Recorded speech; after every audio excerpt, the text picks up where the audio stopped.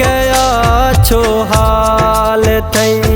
हमेशा गम में खिलंदो हुए मट जीव्या छो ख्याल थई तू त अमीर सुणो सफ़ा बार हुए के जो कख भी न सहंदो यार हुए छाती वयो वा तोखे ॾसी नथो तूं मूंखे सदमो वॾो को मिलियो यार थई छाती वयो वा तोखे ॾसी नथो तूं मूंखे सदमो वॾो को मिलियो यार थई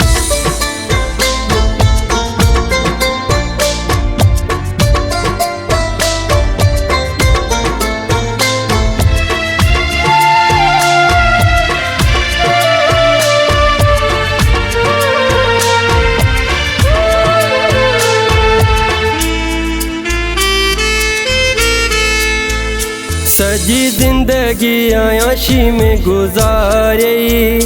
खणी अख भी न कह देने हारे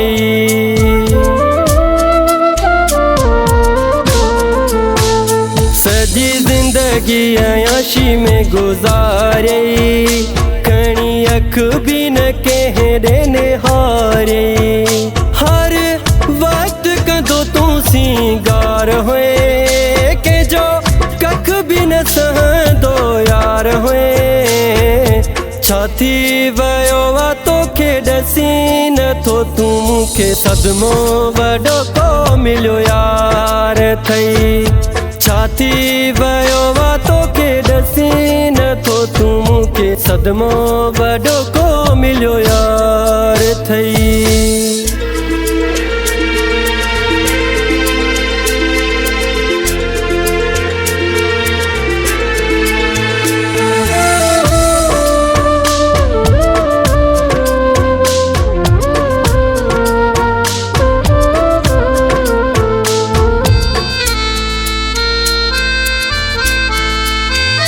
लगो वाओ थई मोहब्बत वारो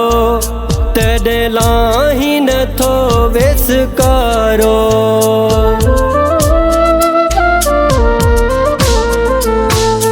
लगो वाओ थई मोहब्बत वारो तॾहिं लाही नथो वेसकारो कंदो प्यार खो तूं इनकार हुए के जो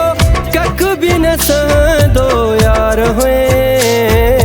छाती वयो वा तोखे ॾसी नथो तूं मूंखे सदमो वॾो को मिलियो यार थई छाती वयो वा तोखे ॾसी नथो तूं मूंखे सदमो वॾो को मिलियो यार थई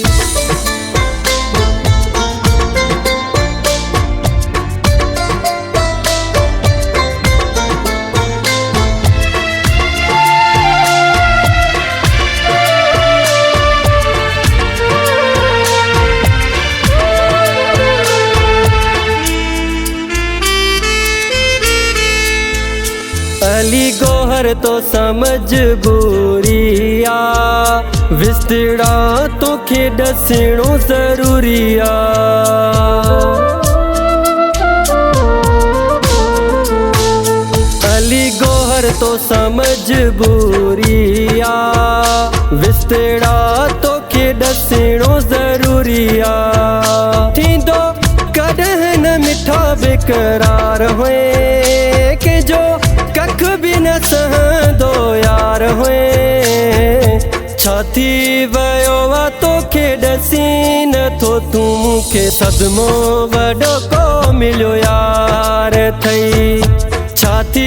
वयो वा तोखे ॾसी नथो तूं मूंखे सदमो